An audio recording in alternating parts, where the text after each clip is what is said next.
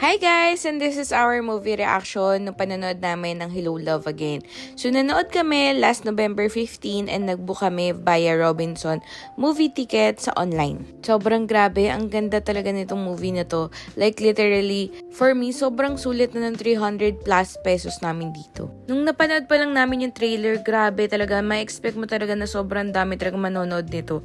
Kita mo naman yan mga bi, sobrang dami. So ito na nga, yung movie, sobrang ganda and ibang level yung acting ni Kat dito. Tapos sobrang nakakatuwa din yung chemistry nila Alden dito. Ibang-iba para sa akin dun sa Hello Love Goodbye nila. Grabe yung iyak ni Kat dito. Kitang-kita mo talaga sa ugat sa utak niya, ganun. And grabe, sobrang emotional din ako dito kasi sobrang ganda ng movie. Tapos grabe yung reflection ni Martha dito.